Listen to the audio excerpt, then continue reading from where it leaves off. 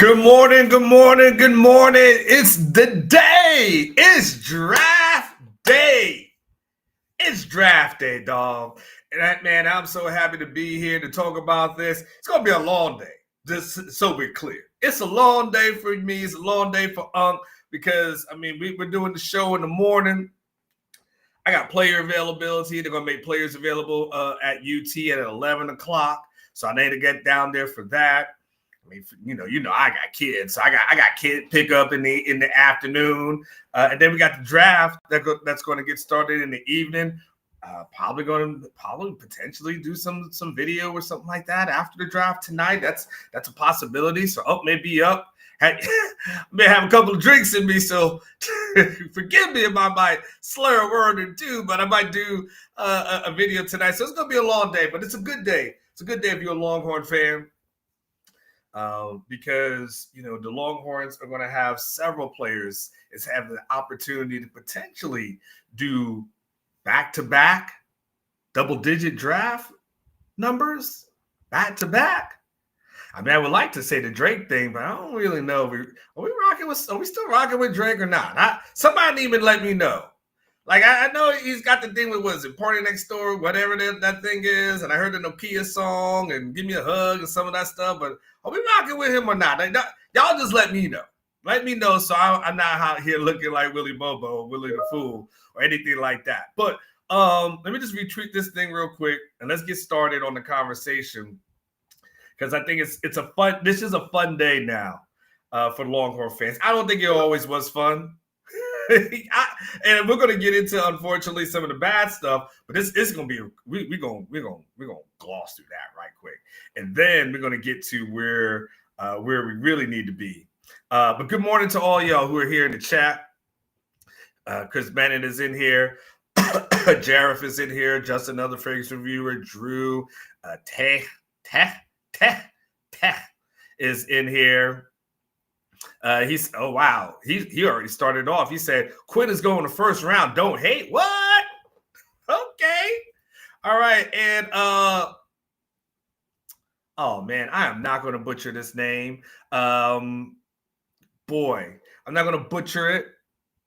But anyway, he said it's his first live. So congrats. Hey man, thank you for listen. So people call me Anwar when it's really Anwar, right? So I hate when people butcher names, and I don't have the pronunciation of your name. Put the pronunciation in the chat because we want to make sure I do that, man. We are family in here, and a lot of people who come in early are family. Like Mike Torres is in here. My man Nate is always there. Sandman is in here. Rodolfo. We call him the biggest hater, just so you know.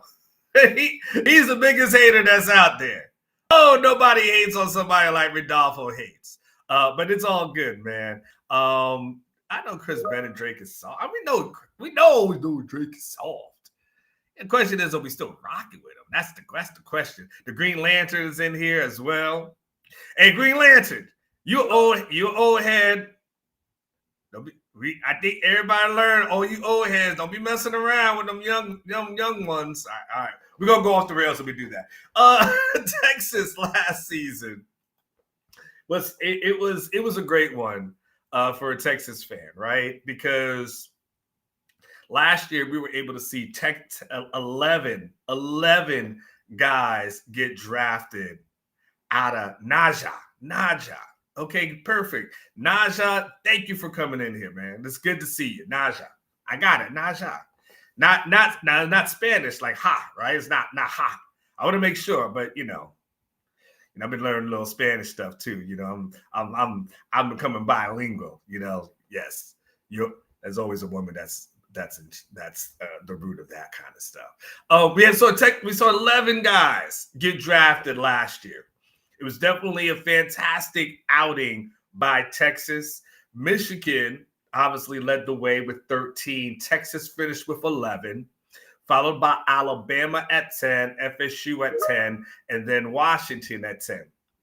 We saw two guys get drafted in the first round, which was Byron Murphy and Xavier Worthy. And we know Xavier Worthy had a fantastic season.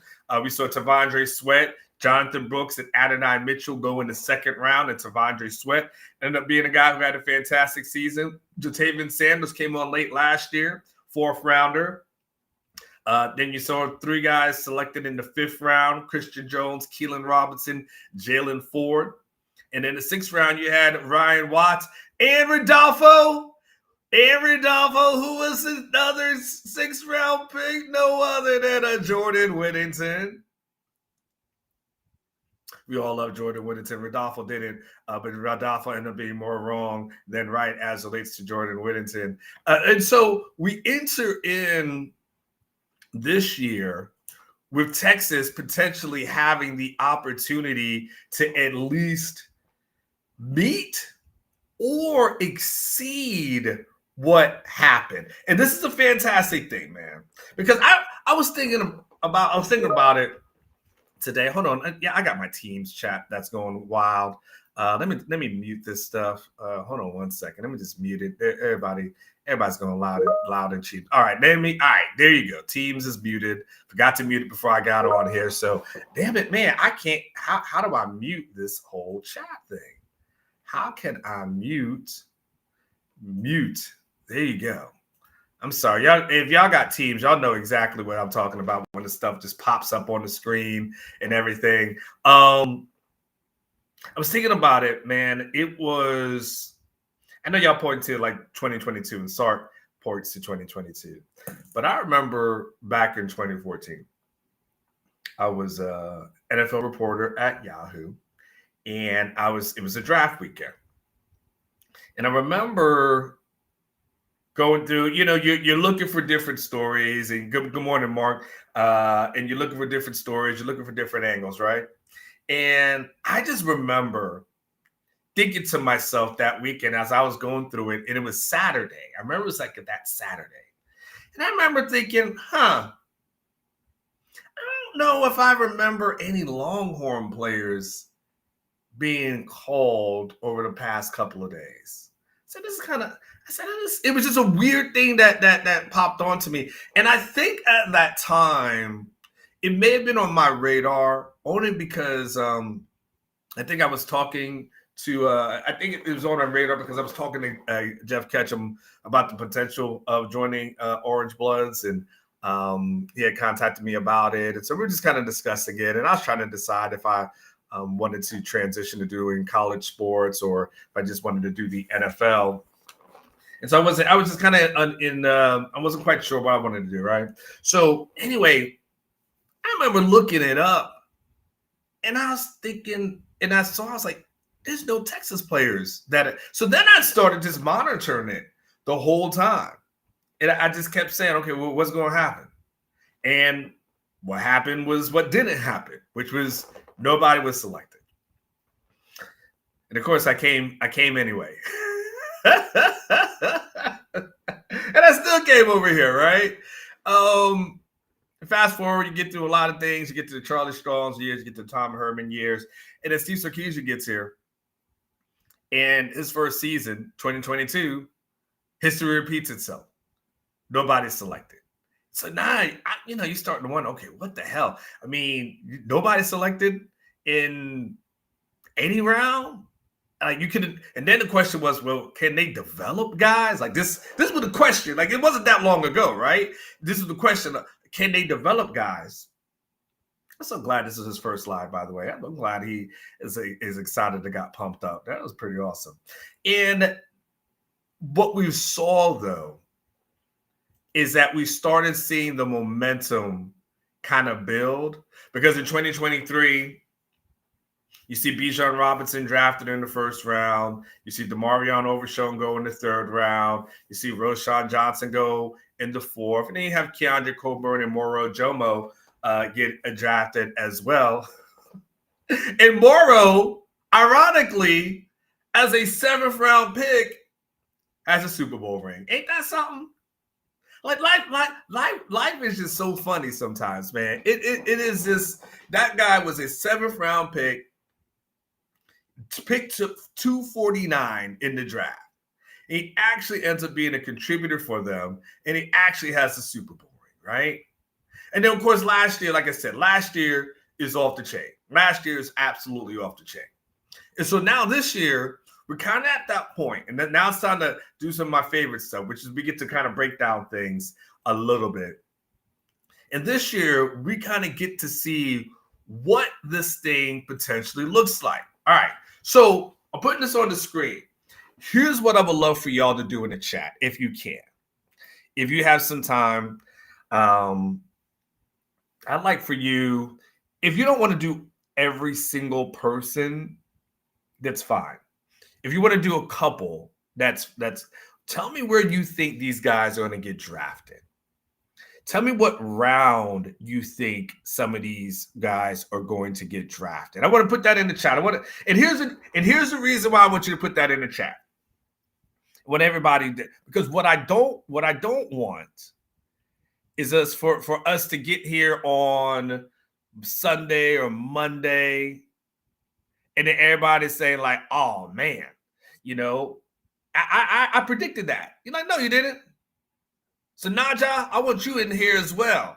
I want you to start looking at this stuff. Quinn Ewers, what round do you think Quinn Ewers is going to go in? As I start thinking about it, and that's going to be one of my big questions. And everything I've seen from a mock draft perspective, I mean, I've seen Quinn as a second round guy, but I've seen it go to, 4th or 5th. I'm not quite sure where Quinn is going to go. If I had to guess, which, by the way, if I had to guess, like we're all guessing right now, that's kind of dumb. Like, if I had to guess, well, damn it, if I knew, I can tell you what, if I had those superpowers, I tell you what, I'd be betting on everything today. I'm going to probably guess 3rd for Quinn. Billy, you and I are the same. I'm going to guess 3rd. I'm going to guess that it doesn't happen in the 1st. I'm going to guess that my thought process is there's going to be talent that people had 1st round grades on guys that they're going to be looking at and seeing them in the 2nd round. And so when you get to the 2nd round, it's going to be, okay, let's get some talent here. And I really want to get some talent. And not to say Quinn was not talented, so that's not what I mean. But I mean like skill players, offensive linemen. The 2nd round is, you're always going to hear the stories of we had a 1st round grade on him. We didn't expect him to be there. So blah, blah, blah. So I see the 3rd round as, okay, I want a quarterback. I don't want to go into day 3 and take the risk. So I'll go ahead and take him in the 3rd round, and it's okay, right? So that's why I think of that. Jaden Blue is a fascinating one as well. I don't know where he's going to go, but he has speed and he doesn't have a lot of hits on him. So that one is an interesting one. Running backs. Still, I mean, Roschon Johnson was a 4th round guy, but he didn't have that speed. But I can see Jaden Blue potentially as a 4th rounder. I mean, it's Jonathan Brooks was the 3rd round. He was hurt though, so I'm going to go 4th with Jaden Blue. Felton Gardner doesn't get drafted. Maybe he probably is a guy that gets a rookie free agent thing. And just so you guys understand, like after the draft, after the draft, you have the free agents that sign right away. So those are kind of like the priority free agents. And so, once you get to the 7th round, it's sometimes better just to be a free agent. You can get to choose where you want to go to if you just get past the pride portion of saying, well, I was or was not drafted, right? So, a lot of times you'll get something like on Monday and a guy said, I've signed with the Tampa Bay Buccaneers. You get a rookie tryout. That's what that really is. And the guys who sign right after the draft, within the first couple of hours, those are the guys that the teams are serious about. Guys who sign on Sunday and Monday and Tuesday, those are just rookie tryouts. And more than likely, they just get a T-shirt, and that's kind of the end of their career. Isaiah Bond, I mean, with all that stuff that's going on with him, I don't know. I mean, he probably would have been at best a day 2 pick. I mean, this is the NFL. So, you know what I'm saying? Like, it's the NFL. They're willing to overlook a lot of things. So I'm not quite – I literally don't know what's going to happen with Isaiah Bond. the allegations, and we're kind of in an era where that kind of allegations kind of a huge deal. So I don't know what happens with Isaiah Bond. Everyone knows Matthew Golden is going to be a first round pick. It's just a matter of where he goes. I got some mock drafts I'm going to put up on the screen. Silas Bolden, I don't expect him to get drafted, but probably ends up signing somewhere as a kind of that priority free agent. Gunnar Helm's an interesting one as well. If I had to guess on Gunnar Helm, I would guess. I'm guessing 5th round. I don't think Juan Davis gets drafted. Kelvin Banks should be a first rounder. Hayden Connor's a fascinating one for me. I mean, really Hayden, Jake Majors, and Cam. I mean, they all seem like day 3 picks to me. Day 3 is rounds 4 through 7. Maybe someone takes Cam Williams in the 3rd round. So then maybe that's a potential there as far as his upside is concerned. Baron Sorrell, that's a good one too. That's a really, really good one with Sorrell. I'm with you, Bevo. Bevo's Barter guy. I'm thinking Sorrell 3rd or 4th. My gut says 4th. But that's what I'm thinking. I don't think David Bender gets drafted. Makuba might be either 2nd or 3rd, right? I mean, I could definitely see him going 2nd or 3rd. Jade 1st, of course. Vernon Broughton. Same thing. I think he's a day 2 guy. Same thing, Alfred Collins as well. Alfred Collins I think if I had to go and guess, I think Alfred Collins gets drafted to be ahead of Broughton just based on the measurables. Not quite sure Gavin Holmes gets drafted. Mo Blackwell might be like a 6th round pick, something like that. Bill Norton, I put him there as well. Maybe he's a 6th to 7th round pick, somewhere in there. All I know is we got a ton of guys getting drafted. That part I do know, right? Let's go ahead and I had a couple of mock drafts I was going to put up for y'all. This is interesting here. So Yahoo put up their 1st round mock draft and continue your thoughts, right? Even though I'm moving on to the Yahoo mock draft, continue to put in your thoughts as to who gets drafted where, okay? Yahoo had their 1st round mock drafts. And the funny thing about mock drafts, and I love mock drafts. You know why I like the mock drafts? Because I love to mock them. I love them because once you get past the first couple of picks, right, the first 3 or 4, the whole damn thing gets blown up. The majority of these things are not accurate. But let me go ahead and let you digest this mock draft for a second.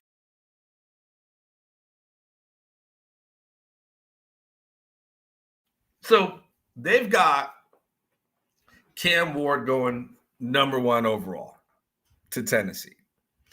As you can see, Travis Hunter, Abdul Carter, Will Campbell, Ashton Genty, really high, by the way.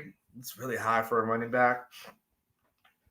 You can see that where the Raiders are, Tyler Warren, Jalen Walker, Jackson Dart, number 9 to the Saints is just crazy to me. I never saw Jackson Dart last year and thought to myself, well, that's the 2nd best quarterback in all of college football. Just never really thought that. But, here we are with Kelvin Banks potentially being in that top 10. They have Kelvin Banks going to Chicago. Sorry, my old eyes are trying to kind of adjust. From a Texas perspective, they've got Matthew Golden going to the Cowboys. I think all you guys would love that. I'm not always a huge fan of guys getting, being local and getting drafted by a local team. I don't love the pressure that it puts on people when you from the state. You played in the state and you're here. I don't know. I never loved that. I just like guys just to go away, start fresh, and not have to worry about everybody else. But Matthew Golden to the Cowboys obviously would be fun just for Texas fans. Jade to the Dolphins. I mean, I can think of worse places to live than Miami. I can think of worse places to live outside of Miami. By the way, I heard Jade is having a draft party that I was not invited to, but he's having a draft party tonight. Don't worry, Jade. I know where it's at. I might just show up. Nah, I won't do that to you. Interested at 21, Jalen Milroe, first round pick to the Steelers. Jalen Milroe is fascinating to me.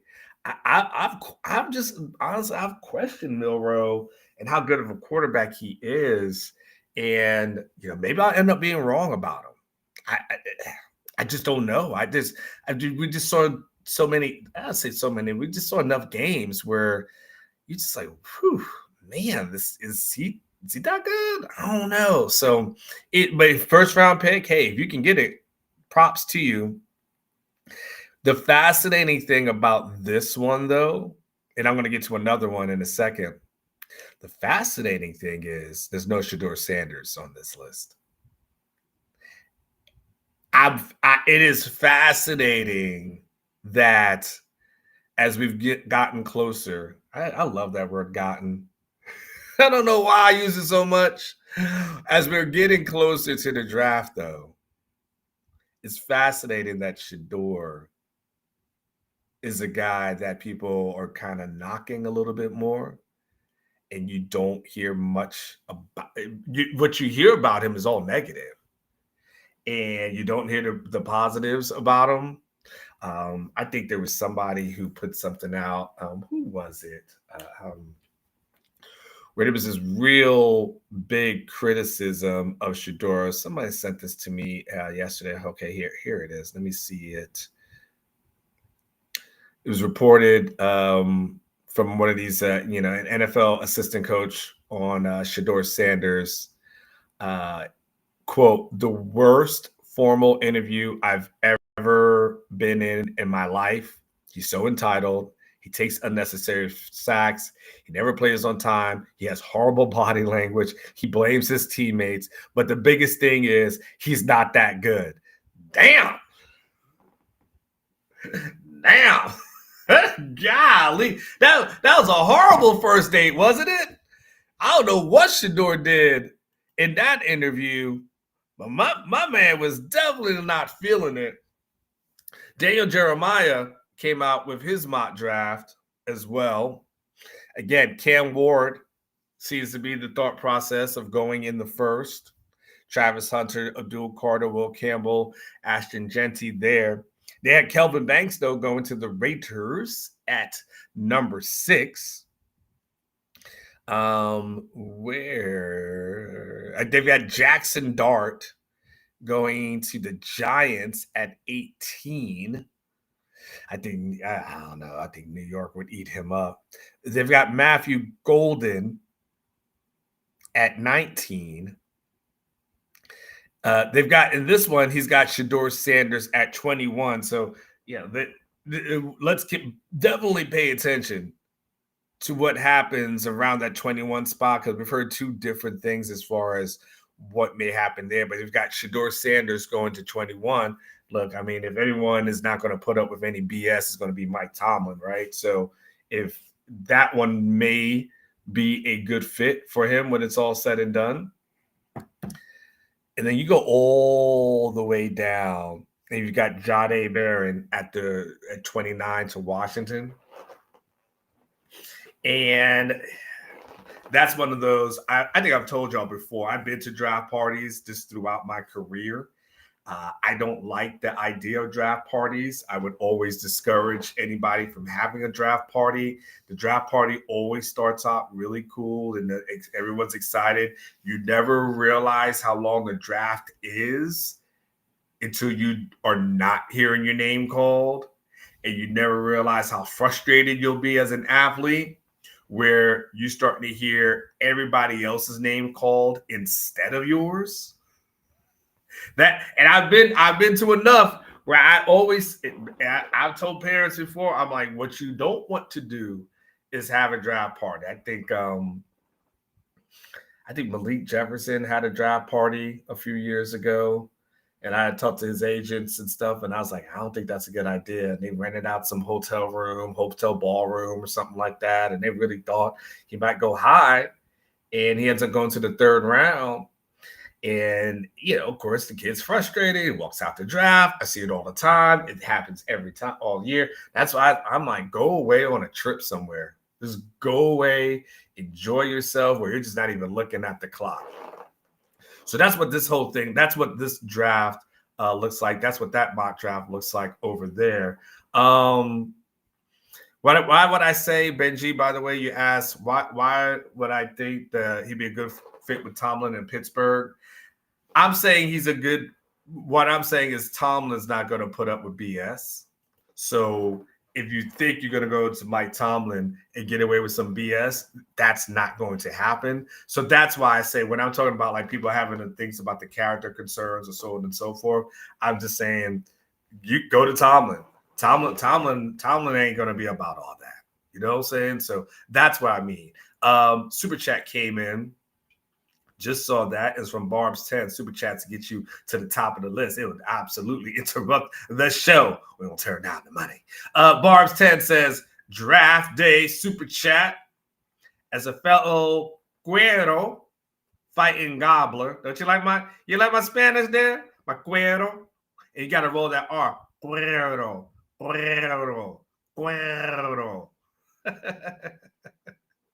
I'm serious. I'm taking Spanish classes. I'm not lying. Well, yeah, Spanish. My Latinos should be impressed right there. The Jay Witt hate will never be tolerated, and I'll remind Rodolfo every W he earns. Thanks for all the info and entertainment. You're absolutely correct. Rodolfo's just a hater, man. I told you I had a theory on this a long time ago. I still think it's true. I believe Rodolfo was down at a club sometime. I believe Jay Witt took his girl. I believe Rodolfo was trying to spit game at somebody. I think he was trying to spit game, but I think Rodolfo wasn't paying, right? I think Rodolfo was I don't think he was buying her drinks. I think he was just standing there just like, hey, so what are you into? What do you like to do for fun? Have you been down to the lake? You ever go on Lake Travis? I think he was just doing that. And I just think, he went to, Jay Witt went to the, soon as buy that wine, I just creep up from behind and ask you what your interests are. Who you bees with? Things that make you smile. What numbers to dial? Y'all can finish the rest, right? I think he went to that. Go call your crew. We're going to rendezvous at the bar round 2. I think he took his girl there. I think Rodolfo has just been upset ever since then. Okay, there. Oh, Chad says I only need to roll it with a double R. Oh, good. That's good. That's good to know. Only need to roll it with a double R. I don't know. They make me say the R is pretty hard. Anyway, Mike Torres got to help me out too, because they told me the R's got to be hard all the time. They told me to roll the R's. I know it sounds weird. All right. Hey, Sark talked about the draft. And there was some interesting stuff that I want y'all to hear. I've actually got some things that's kind of a cut-ups. And so I got some cut-ups that were here. And then make sure I don't have any more super chats that came in, though, while I had some things on the screen. Just want to make sure that I'm not putting a jack move on anybody.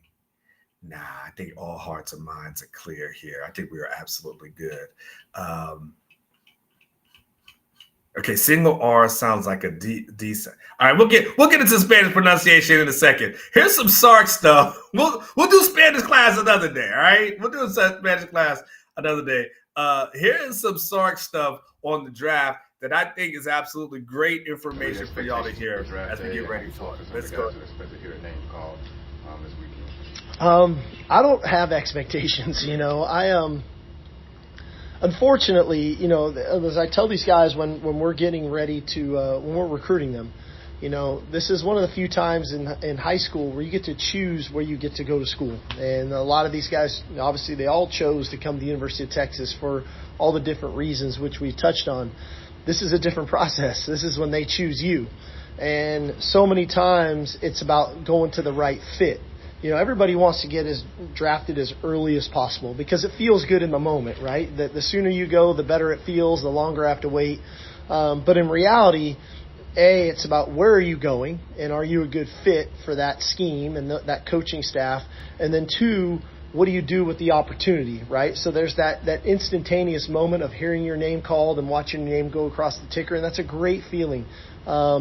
But at that moment, you got to shift gears mentally and okay, now how am I going to attack this next opportunity? So I'll touch base with those guys as we get closer to Thursday, stay connected to them. My phone is started to go like it usually does around this time of the year with head coaches and general managers starting to call and, getting that last piece of information that they're looking for, whether it's practice habits, off the field, whatever those things are. But I think a lot of our guys are in a great spot. I'm hopeful a ton of our guys get drafted, Man, just interrupt real quick. Man, Sark just laid out so smooth when he talks, doesn't he? Like, it's so logical. It makes so much sense how he explains things and breaks things down. I mean, you got to appreciate that. I appreciate it just as I listen to it again, how smooth and smart and how he communicates so effectively to this guy. You can see yourself as a recruit in the living room listening to him talk and nodding your head, right? When you're sitting there and you're nodding your head, you're like, yeah, that makes a lot of sense. Yeah, that makes a lot of sense. That means this guy's connecting. I'm sorry, I just had to. I think a lot of our players will really be assets for the organizations that choose them, that they go to. The length of his career kind of makes it this way, but Quinn's going to be the first Texas quarterback you put into the draft. How gratifying is that to add to the guys that you have from past stops, but also now the burnt orange guy that you can show? Well, it's exciting. The quarterback thing, obviously, just because of my history, it kind of hits home a little bit differently. But I surely want every position group to have guys getting drafted, right? I mean, the fact that we've got more D linemen going in the draft again this year. We've got another running back in the draft this year. We've got more receivers. We've got DBs, and so the fact that we're putting players in the NFL at multiple positions, and now here's our first quarterback, I think is a good sign for us that we're developing players at multiple positions, especially at that one, because it is so critical to the success of any football team. If you don't have a quarterback, it's really hard. And we've been fortunate to have a good one for the last 3 years in Quinn. He's going to make a great pro. And now we've got to recreate it here with Arch and then Trey and KJ. So it's all part of the process. But I'm proud of Quinn. He's worked really hard. Somebody's going to get a very good player. And you know what? Just on the Quinn thing for a second, because y'all know I've been a person who's kind of defended Quinn. And by the way, in the chat, y'all funny. Why is Coach Top supposed to be a bigger hater than Rodolfo? Like, what are y'all insinuating in here? What y'all doing in the chat right now? What's going on? Coach Top, defend yourself. Defend your honor. Defend yourself, Coach Top. But it's, I think at the end of the day, people are going to say, well, Quinn was a 5-star and he should have been, the first round pick or anything like that. Man, at the end of the day, I don't care what star you are. If you make the league, it's something special. It's something special. And I don't care if he goes 3rd round or 4th round or anything like that. Man, if he goes and gets drafted, man, you're saying something about yourself, man. You're in the less than 2% of college football players who can make it to the NFL. I think that's special. And I know everyone has their different opinions as relates to Quinn. But at the end of the day, Sark needs to get his quarterbacks drafted. He's going to have Quinn drafted, Arch drafted. You're going to keep that numbers going. And so I think it's a good start. I think it's something I hope for all Longhorn fans support. Yeah, I don't get it. I was going to say, does that I don't get it. So I think what you guys got to know, right? Everybody plays coy when it comes to the draft. And a lot of times we'll leak things to you guys thinking that this is what they're going to do or not do to try to get somebody else to do Now, this is something true. differently because they have an idea of what they're trying to do. Sometimes that's the benefit of a player of ours. Sometimes that might hurt a player of ours. But there's so many tactics that go into the draft. And I only know this when I was a really young coach. I was 29 years old, and I was coaching quarterbacks for the Oakland Raiders. And we had an owner by the name of Al Davis. And we used to sit in these draft meetings, and at the end of the meeting, he would always stand up and say, you know, what stays in here stays in here. You know, it's like it's only our lives. And when you think of it from that perspective, for the owners, the GMs, the head coaches, man, they're trying to do everything strategically to get that one player, man, that they've got highlighted on their board. Can we get this guy at 16? Right? And how do we manipulate this board to get this player to be there at 16? Maybe we have to draft up. Maybe we have to trade back. You know, maybe we have to get another team to think we're going to take another player, so they take him at 15 so we can get the player we want at 16.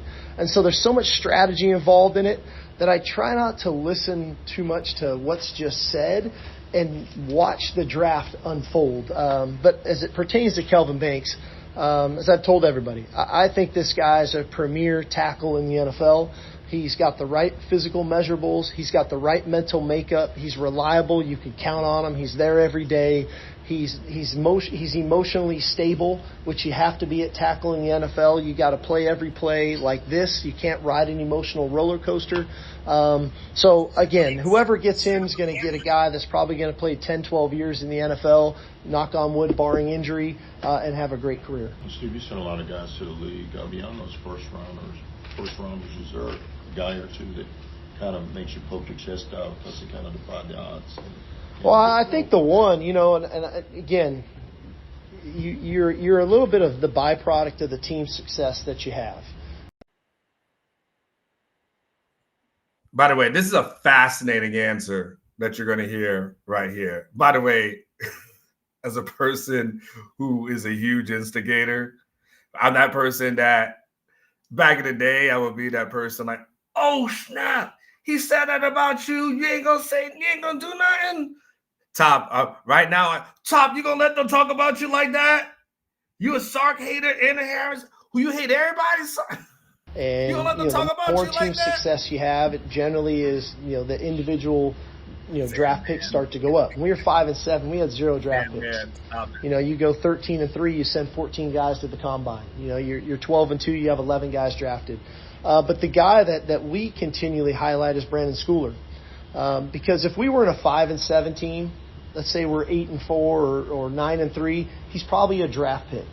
But because we were 5 and 7, and maybe not as many people come to pro day to watch your guys work out and things, but all that guy's done in the NFL is found a role and found a way. And he's a special team demon.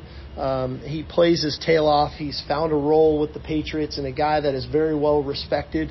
And so I think that serves well for a lot of our guys, because everybody wants to be a first-round pick.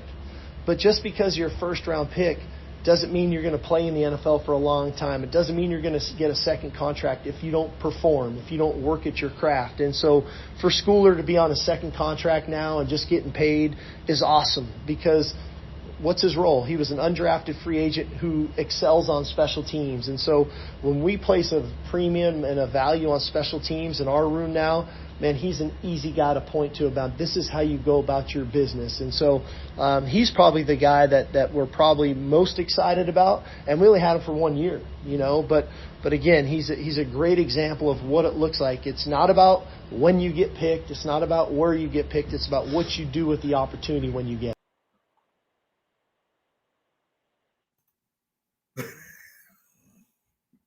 First of all, great stuff by Sark. Second of all, y'all are crazy right now.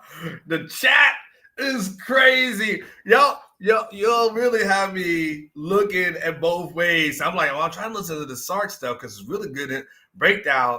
And now I'm just watching the fight in the chat. I'm like, ooh. Benji's going back and forth. Top is going there. I'm watching the Benji Top. I just want to keep the show going. I may just walk away. I may take myself off the screen and just go ahead and just let them just fight. That was Cedric Golden, by the way, who was asking. The last thing I would say on it too is that, the one thing that worked against Texas for a lot of years, and it was people were able to use against Texas for a lot of years, especially Texas A&M, was, look at the SEC and look at the people who are getting drafted. Look at the Big 12. Look at those people getting drafted. You really want to go ahead and play for Texas and be in that Big 12 and not get drafted? Well, you want to come to the big bad SEC and go ahead. First of all, get a bag under the table that no one's going to tell you about. we ain't going to talk about that. And then, I'm not insinuating A&M. I just talk about in general SEC schools. And then you're going to get drafted. And the crazy thing that has happened, which is the most awesome thing for you as a Longhorn fan, right, is that nobody can throw that in your face anymore. And in fact, after last year, I mean, the SEC had to almost, to a certain degree, because Alabama had 10 guys drafted. But, at that point, they pointed to Texas and said, oh, yeah, look at that success that we had. And so A&M can no longer use that as a recruiting tool / weapon against what the hell? What in the hell is going on here? Oh my gosh. Anyway, y'all are crazy right now. Anyway, Texas A&M cannot use that. There's somebody who's in the car and it's like, what the hell is Alma talking about? Like, I got him plugged into my Bluetooth. What the hell is he talking about? I'm just telling you, if you're in a car, there is this interesting battle going back between Coach Top and Coach Top and Ben G at this moment, and it's off the chain right now. It is Coach Top. I'll be honest with you. I know he's plugged in. He knows a lot of players. I'm gonna break it down for everybody else who don't know what the hell's going on. Coach Top's plugged in. He knows a lot of players. I don't quite sure know how he's so plugged in. I don't really know what his day job is. Probably none of my business. It is what it is. But he's in the know, right? And somehow, some way, he's gotten into it with some folk. I guess pretty much he's putting in the chat. So some way he got into it with Brandon Harris. And so now Top is in here. And so I got Benji going at Top. I got Top defending himself. And these guys, it's this must-see battle in the chat right now. I mean, they're just going at it. They're going at it right now. And I don't want to end the show. I don't want to end the show. I literally just want to watch these guys go back and forth for an extended period of time. I wish I could do a call-in, but I feel like they would curse each other out. And so I feel like I don't want that to happen. But I definitely know that these guys are going at it there. Anyway, Texas A&M can't throw that. That's that because Texas A&M, when they point to the SEC success, also have to point to Texas' success. This kind of is what it is. And so what you're going to see and be able to see is that Texas A&M almost has to defer to Texas. Oklahoma is going to have to defer to Texas. And once again, it's going to be a feather in the cap. And what's going to happen is if you are Sark, you're going to be able to call all the guys that you're recruiting. You're going to have your department put together graphics to all the guys that you're recruiting, and you're going to have to send some things out. You're going to have to send some things out and let everybody know this is what I did this weekend. And when you have that kind of success, you know what happens? Usually you do pretty good in recruiting. Usually you do pretty damn good in recruiting, don't you? It's kind of easy to point to recruiting when you can say, guess what? I put 11 guys in the league last year. I put another, 10 guys, 12 guys in the league this year. Who knows? I mean, hell, go for it all. Hopefully you can get Georgia's record. But even if you can get to that double digits again and say, over the last 2 years, I put 20-something guys in the league and such signed as unrestricted free agents. How many of my guys that I've coached are on their first contract, second contract? You can have the graphics on how much money they've earned. It's an easy recruiting tool. But again, that is such a strength of Sark at this point, can't be weaponized against him. It's something that not everybody else has got to recruit against if you're recruiting against Texas. Draft is coming, man. It's going to be good. Oh, snap. I got to get downtown. Draft is coming. I forget. I was so just enjoying this thing that, man, I forget that. Oh, man, I need to go ahead and get my I need to go actually do some work. I need to do some work as well. So, all right, listen, they got players there. Hey, listen, all right, just kind of as a heads up, y'all. Alex and Cody will be in my spot tomorrow. Just a long story short on it. They're out of town, and if they did their show late, like their typical spot, it backs right up into the time of the draft. So I'm just going to allow. They were going to have a show that aired at like somewhere 9:30, 10 o'clock, something like that in the morning. So they'll be here in the morning. So it won't be the old-fashioned show. It'll just be a show. But I'll be on the channel. Hit the subscribe button so you can get the notifications for when I do go live throughout the weekend. Now, just know when I go live at night, I got no guarantees. I got no guarantees of what that thing is gonna look like. But just know you'll see me throughout the day, throughout the weekend as well. I hope y'all have a good one.